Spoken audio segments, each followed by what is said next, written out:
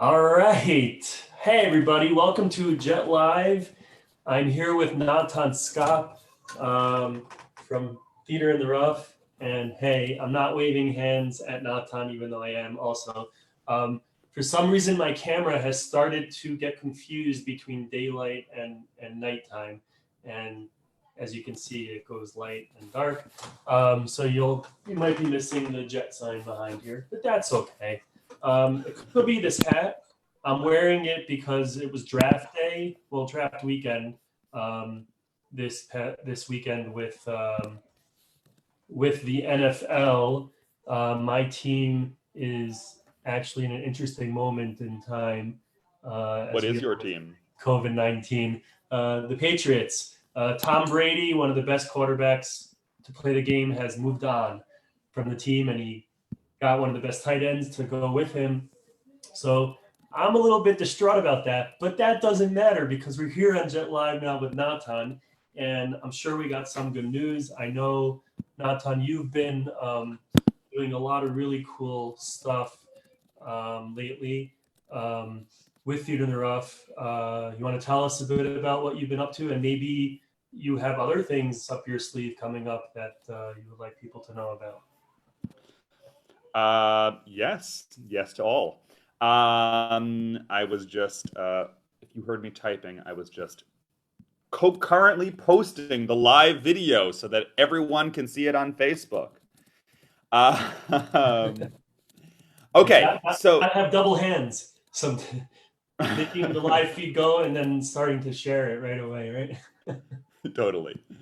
Hey, it's that's how the game goes.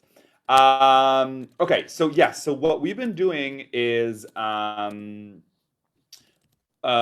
in the Rough, we have done a series of online play readings. In the past, we've done actually, sort of in-person play readings. They're very informal.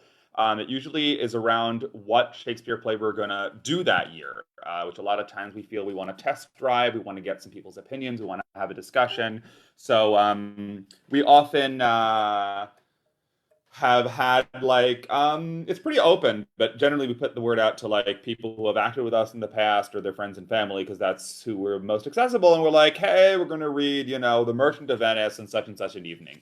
But this year we already decided to do Henry the Fourth. More on that soon. um, and because it's been like for years we've been talking about doing it, so we're like, okay, we don't need to read anything. And people were a little disappointed, but we had our God of Carnage project in the winter, so kind of like it worked out that we didn't have readings. And then when the whole COVID Corona thing started, we were like, okay, well, maybe that would be something that would be easy to do online. And yeah, and it was pretty cool. So far we read King Lear. We read The Rivals, which is a play from the 1800s by a British playwright named Richard Brinsley Sheridan. We read a short play by American playwright Susan Glaspell. We, of course, did with Jet and CBDB Productions the reading of Paradise with Yasmina Reza. No, not Yasmina Reza. That's who wrote God of Carnage. Yeah, Yasmina Yasmin Beverly Beverly Rana. Rana. Yeah, Yes. I got confused with And that too in the beginning, also. it's it's terrible. Then we're sounding like such idiots right now. But at least we have owned up to our mistake live on the internet. Um, and yeah, and it's been really cool because first of all, some international people have participated. So that's something that obviously, if we're having our play readings at home, we wouldn't be able to do. And the sound's a little challenging sometimes, but I don't know. I think it's something that's interesting to me, and that I would be interested in exploring even after the whole situation calms down, because um, I think it's really been like a different way to connect and maybe less intensive than ever getting everyone to come to our house. And so yeah, so it's that's definitely been an interesting experience. And then this past Thursday, in honor of Shakespeare's maybe birthday, maybe death day, maybe both, we did a sort of open monologue session in the style of the Shakespeare Forum, which, if there's anyone who can sign on at 8 p.m. Eastern Time, really recommend tuning into the Shakespeare Forum's online Shakespeare workshops. It's just a really great community and inspiring. And yeah, you went there once, right? I was there for a while. I actually took a class, a special 6-part class with Tyler and Sybil. Tyler Moss Yes, and Sybil Brun. Sybil is her name also Moss, or it's I think it's Moss Brun. Moss Bruin? Yeah, they're so amazing, and not only that, in the past few weeks, because of all this, I've actually reconnected with Tyler a bit. I'm Facebook friends with him. He was looking into different. They have twins, and they were looking into ways to entertain the twins. They love playing board games, so I wrote to him on Facebook about some board game at some point. They are amazing. They're so amazing, so talented, so sweet. And the Shakespeare Forum is an amazing forum to just go and explore and and learn and see others learning and exploring and positive feedback. Um, Definitely recommend it. It's kind of hard, you know. I spoke to a friend of mine and I said, "Hey, why don't you join Jet live?" And he was like, "Well, I'll be sleeping." And I was like, "It's gonna be 1 o'clock in the afternoon for you." But the truth is, the time difference is a little crazy. Ken Davenport, who I'm basing a lot of this off of, he started doing live video chats with people from Broadway, um, and all over, and he does it every single evening at 8 o'clock. Why? Because he needs to give his daughter a bath beforehand. So he's like, I'm gonna give her a bath, and then I'm gonna do it at 8. Um, so I could do mine at 3 in the morning, but who's gonna watch it in New York? But I chose eight Well, o'clock too, and it's difficult for the people in the Philippines if they want to watch it, right? I think yeah, I think it's interesting because on the one hand, the sort of everyone's experiencing a global pandemic, so we can all sort of relate to each other more, and there's a thing that sort of brings people together and smooths out our differences. But I think there's also something that does make them clearer when we're all these little Zoom boxes, then we all it's more clear the circumstances that are differing per country, or even something as simple as a time zone. And one of the really actually nice examples is that they just finished, it was through the month of April, but there was a really interesting festival that was being run by some New York drama therapists, that's called the Everything Is Not Going to Be Okay Festival. Meaning the idea is that everything is not going to be okay, but we can still make art about it. Yeah. And it was very pop-up, Zoom-based. There were a couple of companies here from Israel that participated, including the Cholot Theater, which is an initiative of Eritrean and Sudanese asylum seekers in Israel, along with Israelis, which is a really, really powerful bit of activist theater, and I really recommend it. If you're not familiar, you can look them up at Teatron Cholot or Cholot Theater on Facebook.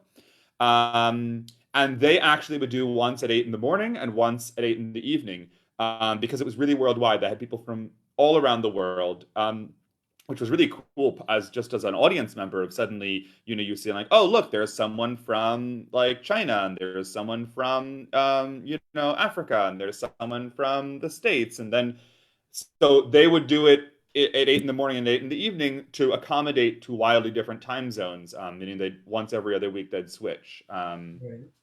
That And that oh wow. that that that was an interesting model that was trying to, deal with that global sort of phenomenon. Yeah, I mean that's kind of how you need to do. You need to kind of figure out the best time, or do it twice. Like they did the same thing both No, no, in no. They would just one week was like this week the festival's at 8 in the morning. This week the festival's at 8 in the evening. Okay. So whatever you, but also did, like, the greatest thing about this is, like, I don't know if anybody's watching right now, um, but that doesn't matter because this conversation is there um, for anybody at some point to come back. Like even Ken Davenport's interviews, I'm like, okay, I have so much going on. There's so much happening, but I could go back and watch it another time and see what he's created for us during this time period. because it's all there, and you could take your time going through the different things when you do have the time. I'm sure you're really busy with all different things.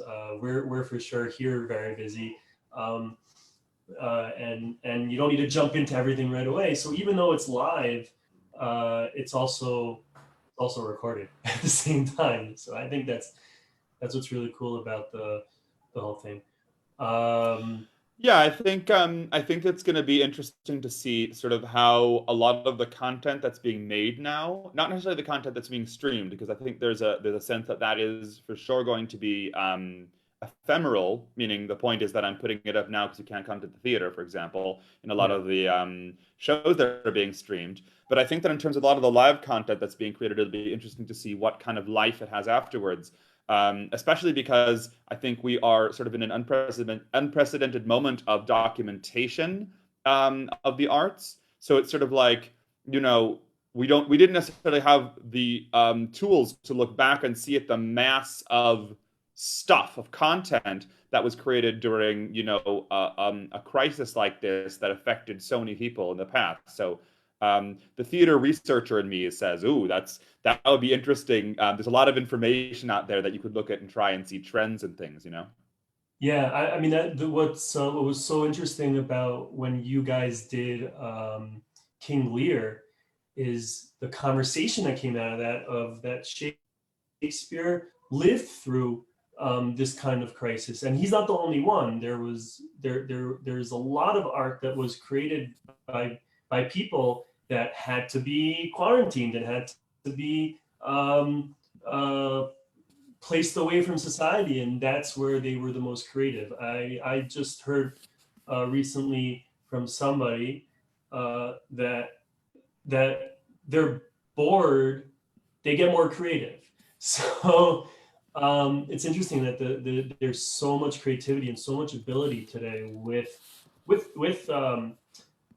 Facebook, and there's Twitter, and there's TikTok now has boomed. It was like a thing that I heard of a little bit during this past half a year, but now it's like where everybody's going on to make short videos and short little things um, to show to the world. I wonder what's the next project that you're up to, or are you doing any readings soon at all? Um, well, just to respond, I will answer you on that. But just to respond Okay. to what you said before, you know, I think that I think it's important, like for people who feel inspired to go out there and make art and feel that this is you know, something that's making them feel good and creative. I think that's great, and um and it's so, it would be so amazing for positive creativity to come out of such a hard situation. On the other hand, I think that it's also important to to go easy on ourselves, you know? Yes. Like it is an Yes. unprecedented global pandemic, and if you're like if what makes you feel good is you know, sitting and eating cookies and I don't know, binge watching or reading or just staring at the wall, then like that also is an accomplishment and that also should be respected. Because I think that like it's especially hard, you know, especially for artists. So a lot of people have their income really badly affected, and there's a lot of instability about when like okay, so our next project, what's our next project? We do a Shakespeare every summer. That's one of our main gigs at Theater on the Route. So we were supposed to have auditions in April for Henry IV. We're planning on having them on May 17th and 21st. Hmm. Um, there's a lot of uncertainty right now. Will we be able to have auditions in person?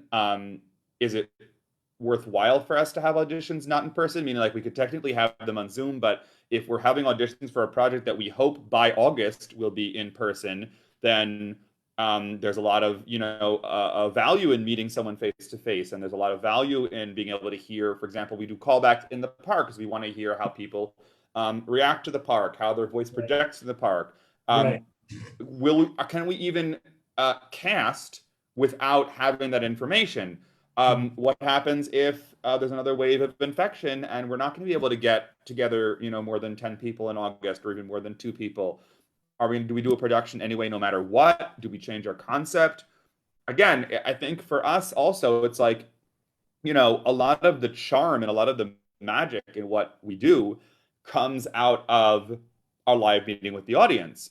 We obsessively document everything. We put all our shows up on YouTube. Barack Bard is a great videographer, and he videos everything that we do. Um, you look back on it, it's fun. It's nice to have it. To say that it's not the same thing. So there's a question of like, and I don't want to, I'm not calling myself a filmmaker. I thought that I'm just going to say, oh, I'll just, film myself doing a monologue in the park. It's a different world. Right. So even in that, there's a part of me that's saying, on the one hand, like, no, I want to do it. I'm going to do it no matter what. It's important. I have a responsibility to my community, and I want to show them that we're there for them. And that, on the other hand, I'm like, okay, but if this is going to be fundamentally different, and the sort of quality and the atmosphere are going to be affected by this, it's a tough decision. And I think it sort of connects both to me personally, as well as to me sort of as being part of this community, and as being um, in a position of perhaps creating initiatives that I want to serve other people, as well as myself. Right. I wholeheartedly totally agree with you. I think that that's something that I mean, I spoke when I spoke to Rivka Duray. I mentioned that I had written a post about how we're all heroes, and I think that that's something that is basically do what you need to do for you right now. And I'm also like, I'm not a filmmaker, but I'm learning. I mean, I like to delve into all of these things, and you learn different things with what we have now with Zoom and with Facebook Live and all these kinds of things. But really, you can take a step back, and you can do the things that you need to do for yourself, because that's also important. um, all of it's important. Living is important. I mean, that's what theater tries to. I think that's what theater tries to convey to people is life, and that's what we try to do when we're doing theater is to convey that.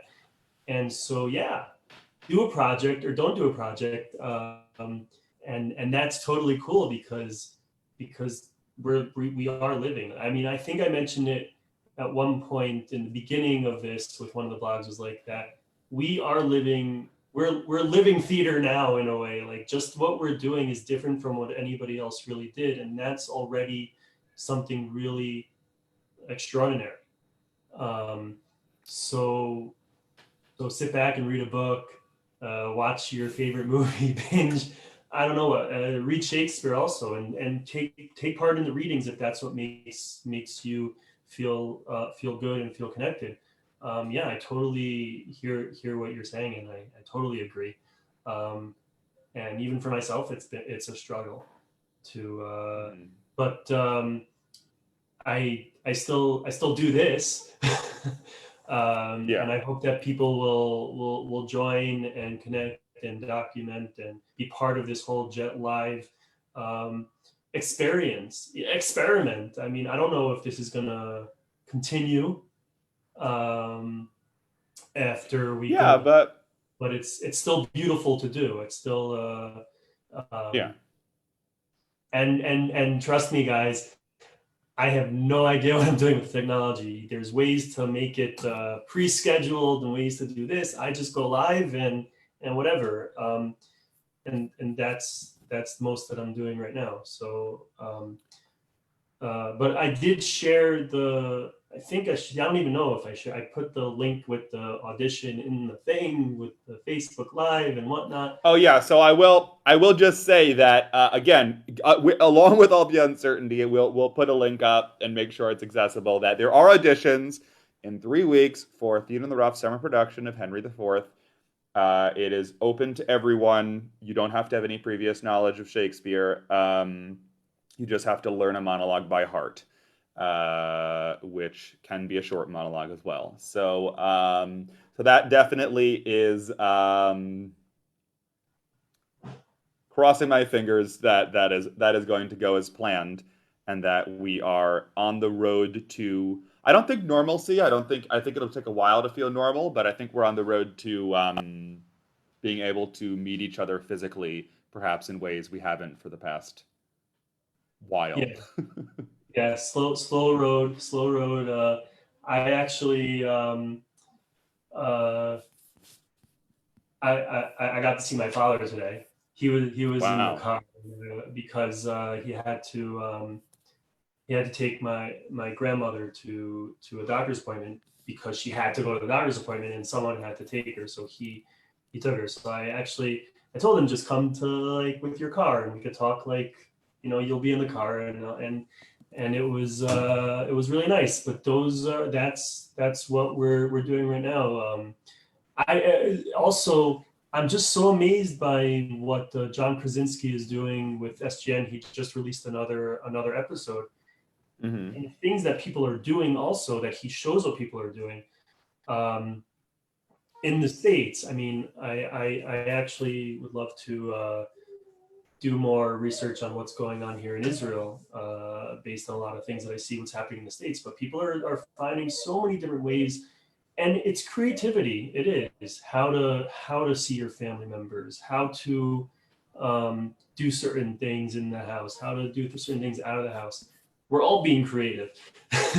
um, We're all being creative, and as you said before, we're all being performative. And I think again, to get it to in the academic world, there are theater studies, which are sort of the more traditional way we think about theater, and there's what's called performance studies, which sort of looks at culture as a kind of performance. And I think that the idea of going outside and walking around the block and suddenly feeling that you're looking at your own movements in a different way, and maybe they're under a magnifying glass in some way.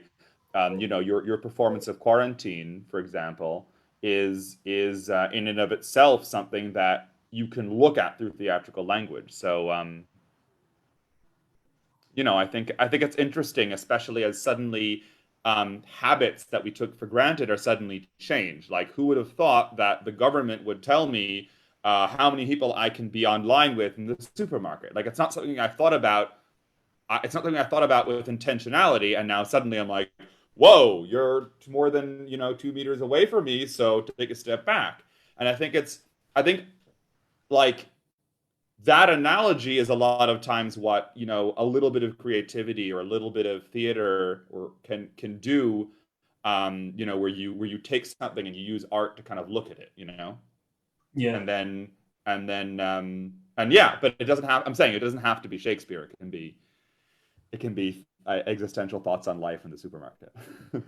yeah. I mean, you could. A lot of people are writing like one acts or the Center Stage Israel did the 5 minute play Yeah.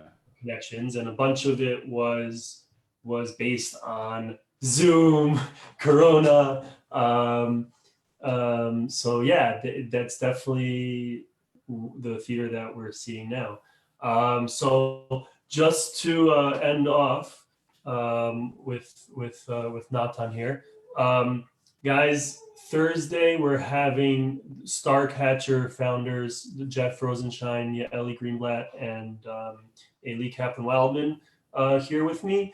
And that's at 2 o'clock. And then at 8 p.m., we're having Sarah DeRay, Rivka DeRay's sister, doppelganger.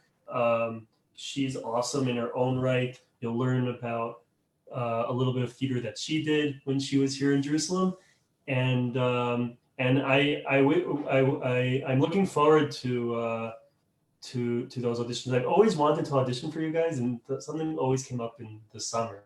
Um, and Hey, part of our thought is that either we're going to get like totally screwed by Corona and that we're not going to do a show, or we'll be able to do a show and no one will be able to go on vacation. We'll have our biggest audiences ever. So hey, one of the two. the whole entire park. That's except they'll have to be like a few feet away from each other, each person, so then it'll even look Exactly. bigger. You could maybe get a crane to take a Get Barack on the crane to take a video from up top. Hey, and I will say that on the good news front, there is slowly some institutional level support for artists and all sorts of stuff. There's a grant from the Jerusalem municipality for people creating things at home through the Sha'on Choref project. And Mifal Pais, the Israel National Lottery, just put out an open call for submissions. They're generally aimed at professionals and not at amateur artists, but um, I'm encouraged to see that art and culture is not being left behind in sort of the relief efforts and encouragement that is also monetary in times like these. So I'll link that as well. And yeah, thank you so much for having me. Thank you, Natan. Thank you so much. All right. See you all on Thursday. Bye now.